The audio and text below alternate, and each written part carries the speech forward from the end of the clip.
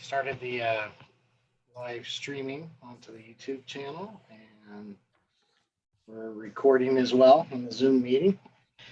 And I have 5 o'clock.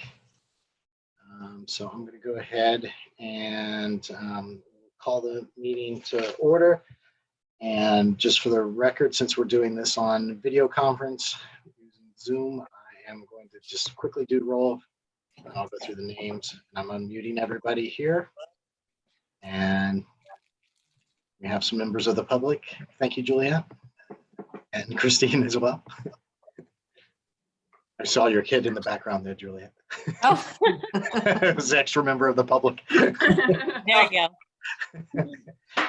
All right.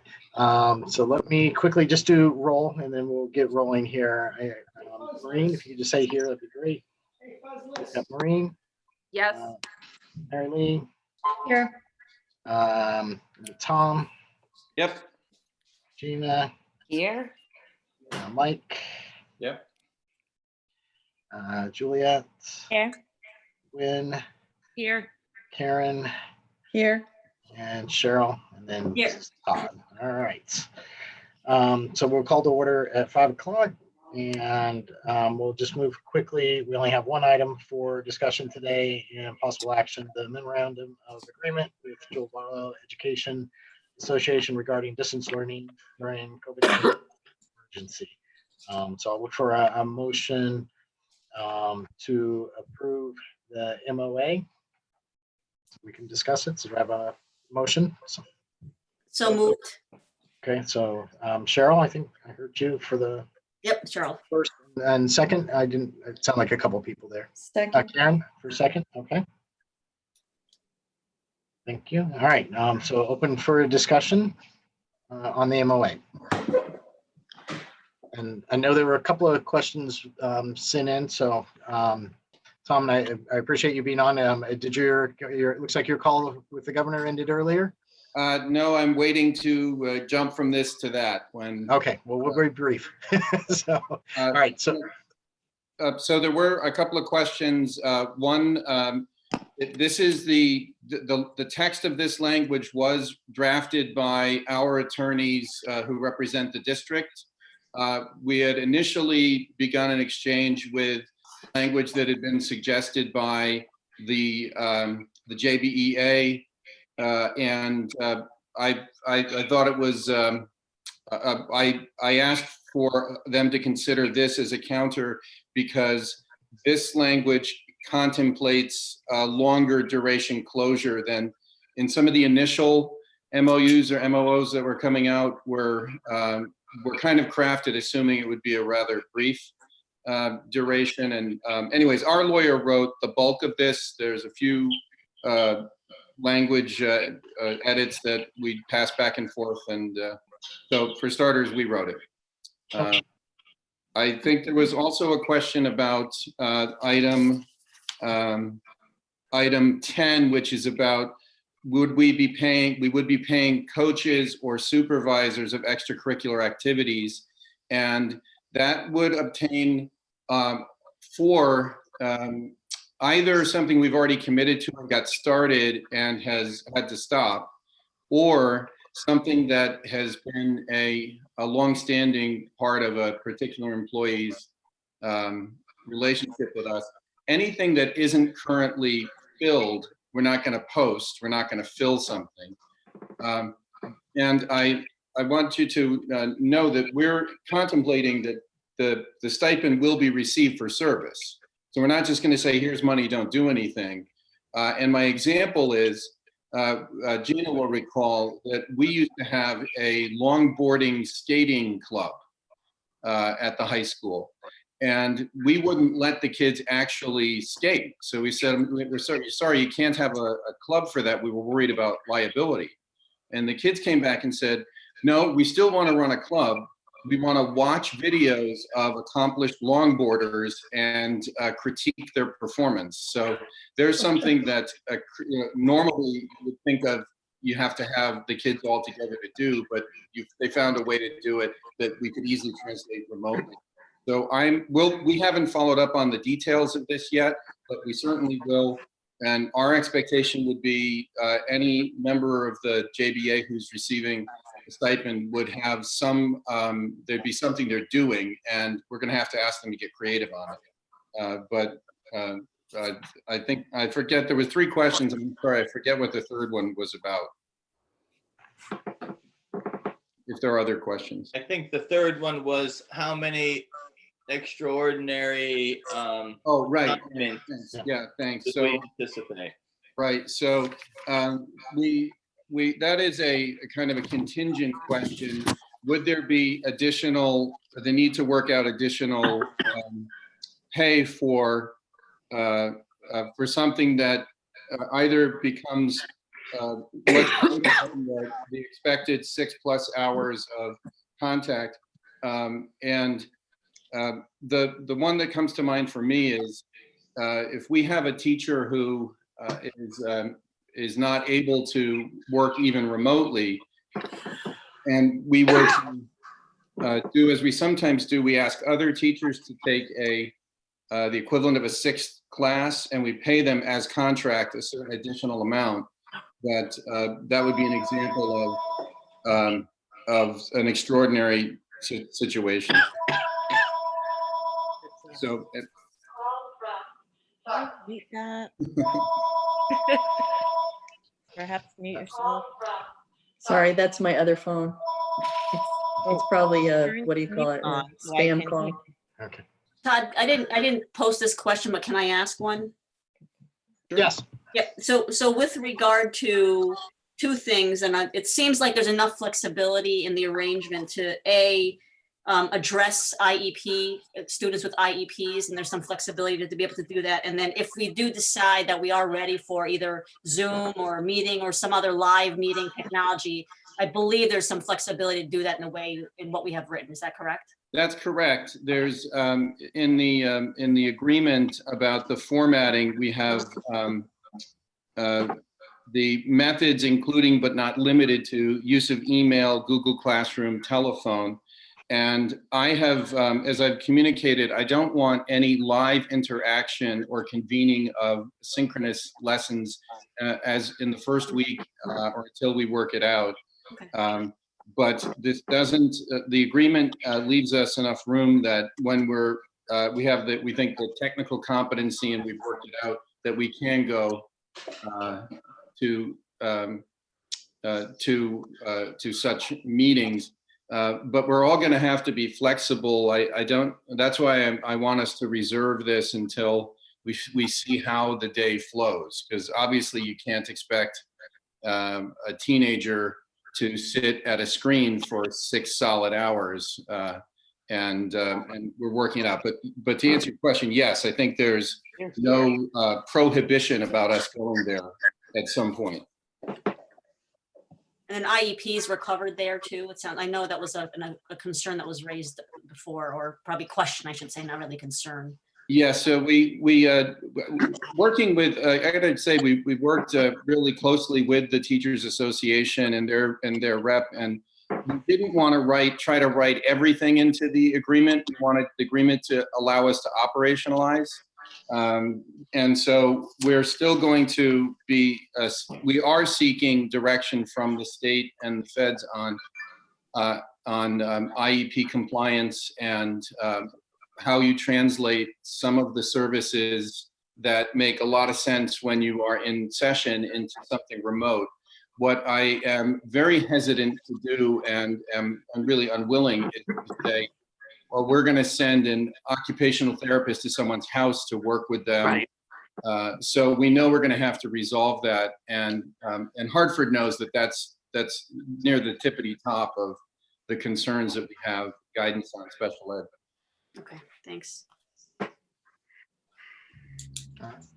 Anyone else with a question? Mike, do you have a question? Yeah, so just to backtrack and kind of finalize, we don't anticipate a lot of extraordinary assignments that are going to cost the districts significant funding, number one. Number two, any assignments, stipends, or coaching that we are going to continue to fund will be in return for services that we can verify, or that administration rather can verify that these are being paid because the employee is performing those services. And then the last one is, and I have to get a list started here. Sorry. and our attorneys have seen the final version of the MOU. The attorneys have the final version of the MOU, but I haven't had a follow-up conversation with them. And I don't believe that we'll find that they have any objection to it as the preponderance of it. I would say 95+% was written by our attorneys. Extraordinary is the term is something well out of the ordinary, and we wanted to be able to negotiate that. That can't be compelled. We have to agree to it as an administration. And yes, we will be asking those who are receiving those additional stipends to get creative and think about how to engage the students in those various ways. Obviously, we're not going to put on a play, and it may be that the athletic season is not allowed to resume, but I can see already how the coaches could be working on conditioning with the kids, or working on strategic thinking on how to play lacrosse or whatever it happens to be. Most of our athletics coaches are not members of JBEA. So we have no contractual obligation to pay other folks, assistant coaches or whatever. And that's something I saw Gina was nodding on that question. So, Gina, do you have any thoughts about continuing the extracurricular programming? I did. I think that the extracurriculars and those advisors that are receiving a stipend, it's an even more critical role that our students are isolated. And so to be, to reach out. So for example, what can the NHS students do in tutoring their peers? Some of our stipends, like the yearbook, that work is going to go on. We're going to have a yearbook. Right now, those students are figuring out what to do with all of those pages that might be blank. So some of that work is ongoing. Now we did, and I guess it's a question that I had, Tom, on the stipends for coaches are negotiated by the JBEA, but not every one of those stipends is received by a member of the JBEA. Right. Is this protecting the stipend, or is this protecting the person who's getting it? Good, yeah, good question, Gina. This is an agreement between the board and the members of the JBEA. So there is no obligation for us to extend other stipends to other people who are not members of a bargaining unit. And we'll have to review that with the athletics director and your team also. But in my mind, there's a clear distinction between whom this document covers and who it does not. In other words, this only counts if you're a member of the JBEA. Okay. Okay, so, and last question. I think I know the answer, but I do think it's important that it's asked anyway. We probably will have a savings associated with substitutes as we're doing our distance learning. But my question really is, we don't anticipate that there's any chance that our distance learning model in the end of the year will end up costing us more money than if we were in class at Barlow. And the reason I think that's important is because, you know, we're in very difficult times, and obviously teachers, administrators, staff members with contracts need to continue to to get paid. But many in the community don't have those types of jobs, and their taxes are going to stay the same, and they're going to have to pay the same amount that they always have. And I think it would be concerning to many members of the community if, in addition to funding contractual obligations, if this model ended up costing more money. And so I just think that heading in, I'm assuming it's going to be budget neutral, if not a savings, but I just feel like it's a good question to ask. Yeah, I Yeah, agree. It's a good question to ask, and I think the position that I've been holding is we have a budget that allows us up to 180 days of pay for the people we're in a contractual relationship with, and I think we're going to see, like your example of the substitute line will not be drawn down, other than if we have to hire a certified long-term sub to cover a person who goes out on a long-term medical leave.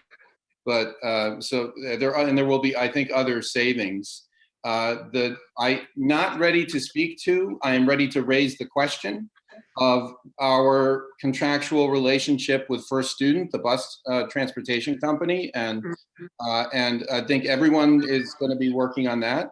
I also so to answer your question, no, we are not contemplating on taking on additional costs.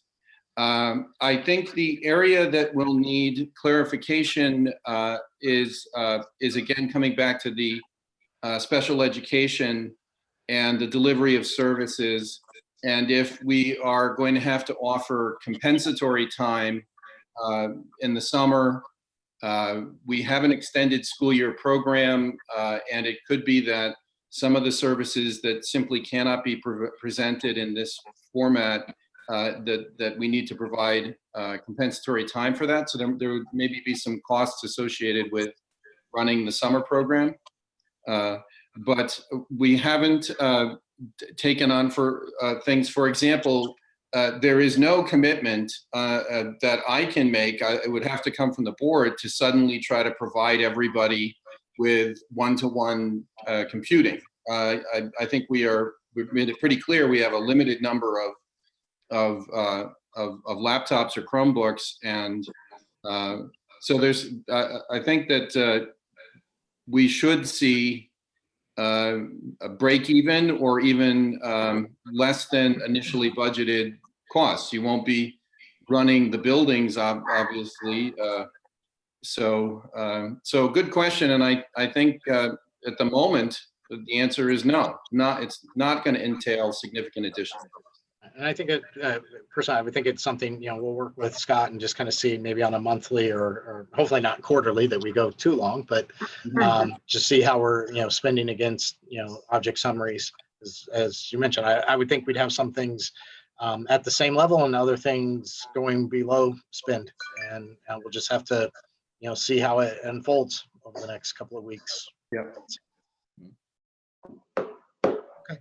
Any other question? I guess I had one question on the motion that we had was to approve it, and I just wanted to make sure, Tom, because we had talked about needing approval and then the board chair signing.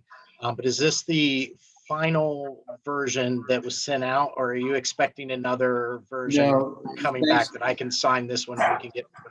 Yeah. So the JBEA has agreed to this language.